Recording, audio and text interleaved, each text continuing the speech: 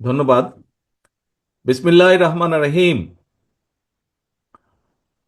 শহীদ জিয়া স্মৃতি football tournament 24-এর final খেলার অনুষ্ঠানের সম্মানিত সভাপতি জনাব আসাদুল হাবিব দুলু, মঞ্চে উপস্থিত বিশেষ অতিথি, সম্মানিত বিশেষ অতিথি স্থায়ী কমিটির সদস্য জনাব আব্বাস, উপস্থিত বিভিন্ন জেলার নেতৃবৃন্দ, লালমনিরহাট জেলা সহ রংপুর বিভাগের জেলা বিএনপির বিভিন্ন পর্যায়ের নেতৃবৃন্দ এবং আমার সামনে উপস্থিত খেলোয়াড়বৃন্দ এবং মাঠের চারপাশে উপস্থিত লালমনিরহাট জেলার প্রিয় ভাই ও বোনেরা, আসসালাম আলাইকুম।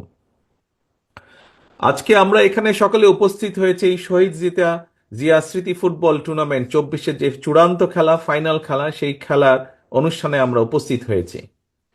প্রথমেই আমি আন্তরিকভাবে ধন্যবাদ জানাতে চাই এই খেলা বা এই টুর্নামেন্টের যারা আয়োজন করেছেন, বিশেষ করে আজকের এই অনুষ্ঠানের সভাপতি বা প্রধান যে পৃষ্ঠপোষক এই টুর্নামেন্টের জনাব আসাদুল হাবিব দুলু, যাকে আমরা দলের ভেতরে লালমনিরহাটের দুলু হিসাবে চিনে থাকি, সেই দুলুকে আমি আন্তরিকভাবে ধন্যবাদ জানাতে চাই এরকম একটি সুন্দর একটি অনুষ্ঠান, একটি টুর্নামেন্ট আয়োজন করার জন্য। একই সাথে তার সাথে যারা কাজ করেছেন সকলকে আমি ধন্যবাদ জানাতে চাই। প্রিয় ভাই বোনেরা, সম্মানিত প্রিয় উপস্থিতিবৃন্দ, আজকের এটি হচ্ছে এই টুর্নামেন্টের ষষ্ঠতম আসর। এটা রংপুর, আমরা কম বেশি সকলেই জানি যে রংপুর বিভাগের যে 10টি রাজনৈতিক জেলা আছে আমাদের, সেই জেলাগুলো জেলা হিসাবে এই টুর্নামেন্টে অংশগ্রহণ করে থাকে এবং জেলা বিএনপি একাদশ নামে পক্ষে এবং বিপক্ষে খেলোয়াড়রা খেলে থাকে এখানে। আজকের এই খেলায় অংশগ্রহণ করছে, ফাইনালে এসে অংশগ্রহণ করছে রংপুর মহানগর বিএনপি এবং পঞ্চগড় জেলা। আমাদের রংপুরের শামু এবং পঞ্চগড়ের আমাদের আজাদ, তারা আশা প্রকাশ করেছে প্রত্যেকের অবস্থান থেকে যে জিতবে। দেখা যাক ইনশাল্লাহ কারা জেতে। প্রিয় উপস্থিতিবৃন্দ, প্রিয় ভাই বোনেরা, এই খেলাটি শুরু হয়েছে, এই টুর্নামেন্ট শুরু হয়েছে 2015 সাল থেকে। আমরা সকলেই জানি 2015 সাল ছিল এমন একটি সময়, যেই সময় বাংলাদেশ জাতীয়তাবাদী দল, বিএনপি, বিএনপির সকল নেতাকর্মী সমগ্র দেশের মানুষকে সাথে নিয়ে, গণতান্ত্রিক আমি মানুষকে সাথে নিয়ে এই কয় মাস আগে যে পলাতক স্বৈরাচার, সেই স্বৈরাচারের বিরুদ্ধে আন্দোলনরত ছিল। সকল মতভেদাভেদ ভুলে আমরা সেই আন্দোলনকে এগিয়ে নিয়ে যাচ্ছিলাম, কিন্তু তার পাশাপাশি একই সাথে এই শহীদ জিয়া স্মৃতি ফুটবল টুর্নামেন্টও চলমান ছিল। বিএনপির নেতাকর্মীরা যেরকম সকল বাধা বিপত্তিকে উপেক্ষা করে আন্দোলনকে এগিয়ে নিয়ে যাচ্ছিল, ঠিক একইভাবে এই স্মৃতি ফুটবল টুর্নামেন্টের আয়োজক বৃন্দ যারা, এটার যে প্রধান পৃষ্ঠপোষক আসাদুল হাবিব দুলু, তার নেতৃত্বে এই টুর্নামেন্টকেও সকল ভেদাভেদ ভুলে, সকল বাধা বিপত্তি, স্বৈরাচারের সকল বাধা বিপত্তিকে উপেক্ষা করেও এই টুর্নামেন্টকে চলমান রেখেছে। প্রিয় ভাই বোনেরা, সম্মানিত উপস্থিতিবৃন্দ, আজকে এই মাঠে যেমন খেলা হচ্ছে, আবুল কাশেম মহাবিদ্যালয় মাঠে, এই মাঠে আজকে যেরকম এই ফুটবল টুর্নামেন্ট হচ্ছে, আমরা একটু পরেই ফুটবল টুর্নামেন্ট দেখব। কিন্তু টুর্নামেন্ট শুরু হওয়ার আগে আমরা আরেকটি ইভেন্ট দেখেছি, কিন্তু সেটি হচ্ছে জল তরঙ্গ সাংস্কৃতিক যে গোষ্ঠী, তাদের সাংস্কৃতিক কর্মীদের মাধ্যমে বা কর্মীদের দ্বারা আমরা সুন্দর একটি সংক্ষিপ্ত সাংস্কৃতিক অনুষ্ঠান দেখলাম। আজ এখানে বিশেষ অতিথি আব্বাস সাহেব, উনি বলেছেন যে এটি খেলার অনুষ্ঠান, আমরা রাজনৈতিক বক্তব্য রাখবো না। আমিও রাজনৈতিক বক্তব্য রাখতে চাইছি না, কিন্তু একটি কথা আমি আপনাদের সামনে আজকে তুলে ধরতে চাই। আমরা স্বৈরাচার মুক্ত করেছি দেশের মানুষ স্বৈরাচারকে বিদায় করেছে এই দেশ থেকে। এখন সামনের দিনে হচ্ছে দেশ গড়ার পালা। প্রিয় ভাই বোনেরা, বাংলাদেশে প্রায় 18-20 কোটি মানুষ। আমাদের দেশে বহু বহু মেধাবী ডাক্তার আছেন, বহু মেধাবী ইঞ্জিনিয়ার আছেন, বহু মেধাবী অন্যান্য পেশার মানুষজন আছেন। বাট কিন্তু আমি মনে করি একজন রাজনৈতিক কর্মী হিসাবে, এই দেশের একজন সন্তান হিসেবে, বাংলাদেশের সন্তান হিসেবে আমি মনে করি আমাদের শুধু মেধা মেধাবী ডাক্তার বা ইঞ্জিনিয়ার বা আর্কিটেক্ট থাকলেই চলবে না। আগামী দিনে আমাদেরকে অবশ্যই মেধাবী অর্থাৎ প্রফেশনাল খেলোয়াড় তৈরি করতে হবে, যা তৈরি করতে হবে আমাদের ভবিষ্যৎ প্রজন্ম তাদের ভেতর থেকে। আমাদেরকে আগামী দিনে ভালো সাংস্কৃতিক ব্যক্তিত্ব তৈরি করতে হবে, এবং চা যদি তৈরি করতে হয় আমাদেরকে সেই পরিকল্পনা গ্রহণ করতে হবে। ইনশাল্লাহ আল্লাহর রহমতে বাংলাদেশ জাতীয়তাবাদী দল সরকার গঠনে সক্ষম হলে অবশ্যই আপনাদের এখানে অনেকেই আছেন যাদের মনে আছে যে শহীদ জিয়ার সময় নতুন কুড়ি নামে একটি অনুষ্ঠান চালু ছিল, একটি অনুষ্ঠান হতো নতুন কুড়ি নামে।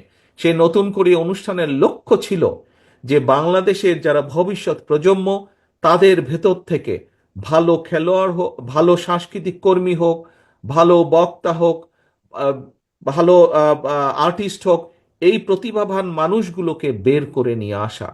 আগামী দিনে আমাদের লক্ষ্য থাকবে, উদ্দেশ্য থাকবে, আমাদের পরিকল্পনা থাকবে, যে পরিকল্পনা আমরা নিয়েছি এই দেশের মাটি থেকে, এই দেশের সন্তানদের ভেতর থেকে আমরা ভালো খেলোয়াড় বের করে নিয়ে আসব।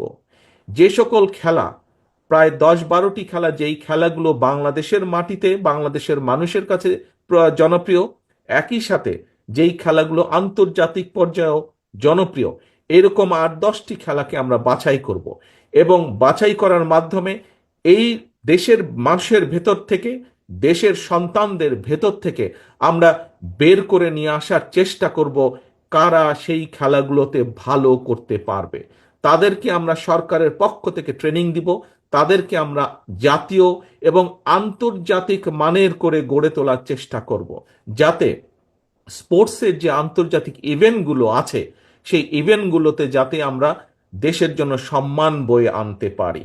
পরিকল্পনা নিয়ে আমরা ধীরে ধীরে দেশের জন্য ভালো খেলোয়াড় গড়ে তুলব। আমাদের সমাজে একটি কথা এখানে উল্লেখ করতে চাই, আমাদের সমাজে মোটামুটিভাবে একটি ধারণা আছে যে পড়ালেখা করতে হবে, পড়ালেখার পাশাপাশি ভালো ইঞ্জিনিয়ার হতে হবে, ডাক্তার হতে হবে। আমাদের সামাজিক গঠনটাই এরকম, সমাজের সামাজিক গঠনটা।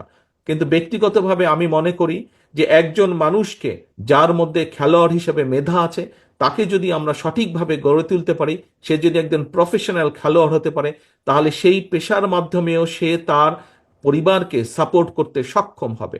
ঠিক একইভাবে আমরা যদি একজন ভালো সাংস্কৃতিক প্রফেশনাল সাংস্কৃতিক কর্মীও গড়ে তুলতে পারি, তাহলে সে সংস্কৃতির মাধ্যমে হতে পারে সে একজন বাদ্যযন্ত্রের সাংস্কৃতিক হতে পারে, সে একজন ভালো নাচ করতে পারে, সে ভালো গান গাইতে পারে, একজন খেলোয়াড় সে ফুটবলের হতে পারে, সে ভলিবলের হতে পারে, বাস্কেটবলের হতে পারে, ক্রিকেট প্লেয়ার হতে পারে।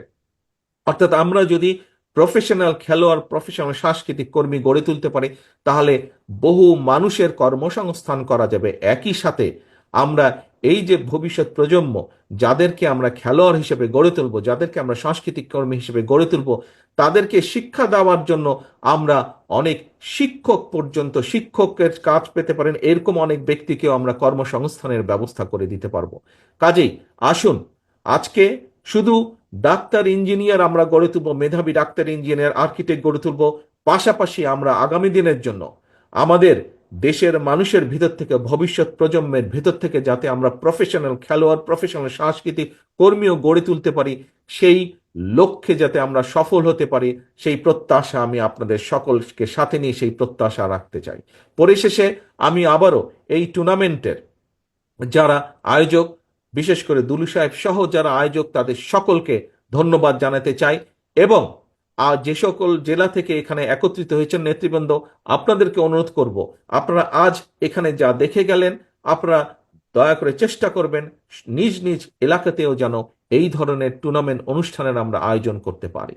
এবং একই সাথে আমি টুর্নামেন্ট আয়োজনকারীদেরকে একটি অনুরোধ করব যে আগামী দিনগুলোতে যখন এই টুর্নামেন্ট চালু থাকবে, আগামী দিনগুলোতে যখন আপনারা আরো অনুষ্ঠানের আয়োজন করবেন, আপনারা দয়া করে চেষ্টা করবেন যে দেশীয় খেলোয়াড়দেরকে এই খেলাগুলোতে অংশগ্রহণ করানোর জন্য।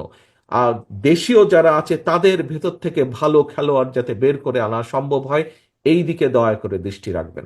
পরিশেষে আবারও সকলকে আন্তরিকভাবে ধন্যবাদ জানিয়ে টুর্নামেন্টের সফলতা কামনা করে আমার বক্তব্য শেষ করছি।